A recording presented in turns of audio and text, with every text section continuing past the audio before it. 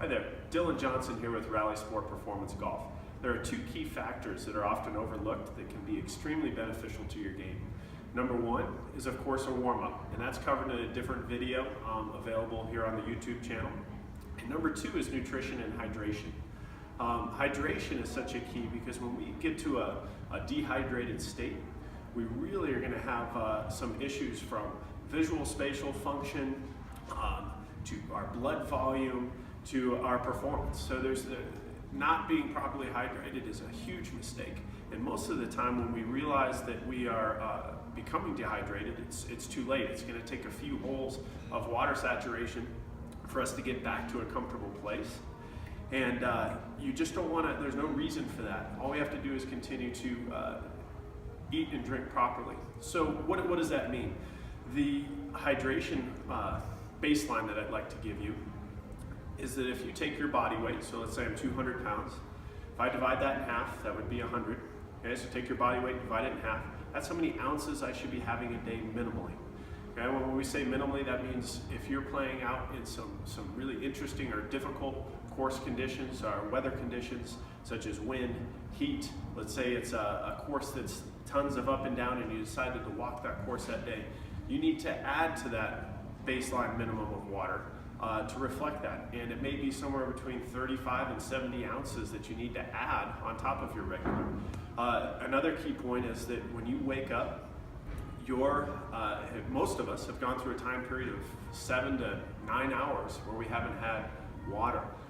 You want to have 25% of your daily intake of water right when you wake up. Okay, we want to resaturate ourselves, and that way you're not starting the day dehydrated. Get yourself saturated and you're not playing catch up all day long. Okay? So we now know what we want to start the morning with. We've got our minimum amount. We now know that if we have some difficult conditions, we're going to add water to that. And then let's talk a little bit about how we can absorb it well. One of the key secrets of absorbing your water well is to take some pink Himalayan sea salt. You can take a little pinch in your finger, just enough to get in your finger. Throw that in your 20-ounce water bottle, shake it up. You've got some minerals, you've got some electrolytes, all the things that are going to replace your sweat will be made up in that water bottle. Most likely, you're not going to even taste the salt, which means your body really needs it. That brings us to the conversation of sports drinks. Okay? So sports drinks are going to cause more performance, it's going to crush your performance rather than enhance your performance.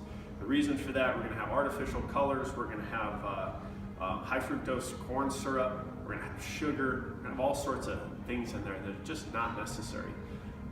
The conversation of sugar we'll talk about when we get here to nutrition, but caffeine is a big one. So a lot of these performance enhancers, performance enhancing drinks they call them, which they are not, have caffeine. Caffeine can often cause a little bit of anxiety, they can cause jitters. It can do lots of things with your nervous system. So the last thing when you're sitting on your over your putt, do you want all that happening? Let's keep your body in a nice, comfortable middle state. There's no reason to take yourself up that high and mess around with that. So that covers hydration. Let's go ahead and talk about nutrition. And so what you have before the round is going to be key, just like we talked about the water. What we have during our rounds can be important and so on. But if you take away one thing that you can remember, I would like you to remember that we want to keep your blood sugar level as flatlined as possible. Okay, so we don't want to see a big spike and big drops and this and that. Those spikes will essentially take you to a high, which we don't necessarily know how we're going to respond to that high, but there is going to be a drop, and that drop is not what you want to experience on the golf course. If we have those strings where we have 2 or 3 holes that we blow up, or we get to the end of a round and we start to fall apart on 16, 17, 18, a lot of that's due to us not eating and drinking properly. So before your round, we'd love to have a nice good fat, protein, and some slow digesting carbohydrates involved in that before the round. And what you're setting yourself up for, all this deep nutrition that you get to pull from slowly throughout the round, versus let's say if I decide to have a power bar and I'm going to feel like I'm ready to go, and then all of a sudden we're going to have that drop, which ultimately we're going to have, and it's not going to go well. So we have that well-balanced breakfast with slow digesting carbs. We're going to have those healthy fats to pull from for energy as well. And we get out on the course, we want to make sure that, just like hydration, we don't want to run to a point where all of a sudden you're starving and you've realized you've run out of gas. It's going to take time for you to eat, digest, and get access to that nutrition. So if you prepare your snacks, so let's say almonds, I'm going to give you some suggestions here. If you pack almonds, any kind of nuts that you really enjoy, they're also going to have some salts on them, which will be helpful. You can pack your own trail mix, which is great, leaving out those simple carbohydrates. You can bring, hard-boiled egg, beef jerky, all these things, again, that are slow digesting. So prepare for when you get to the course. Sneak them into your bag. I know the courses don't want you to do that, but go ahead and do it.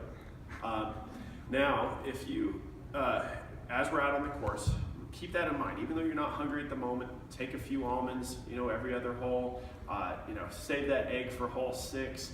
At the turn, go ahead and grab your trail mix that you've made. Hole 12, you can grab the carrots or any of those vegetables that you prepared. Give yourself stuff throughout that round. Hey, and if you failed to give yourself enough time to do that, the golf course will and is used to customizing what you eat and drink out there. So if you need to get a hot dog and have them hold the bun, okay, of course that's not ideal, but at least you're not actually getting that blood sugar shot of that bun and that bleached white flour, and you're going to have some energy to pull from. So we're going to do that all throughout the round, and once you get towards the end of that round, you want to make sure that you're maintaining it all the way through and you're going to finish sharp. You've taken care of your hydration, you've taken care of your nutrition, and then we've really avoided those blood sugar spikes, which is also going to be helpful for your health in general. I would recommend that in a lot of your diets. So just to kind of summarize, we had our warm-up, which is going to make you move well out on the golf course. You're going to feel great. We've talked about how you're going to hydrate perfectly. And then lastly, you're going to make sure that you fuel your body properly. Okay, so I know this is a lot that we've covered. Again, I'm always available for questions, RallySportBoulder.com. You can call or email me. And then as well, our website is pretty helpful. We have a few nutritional articles that will help you remember all this. Thank you very much.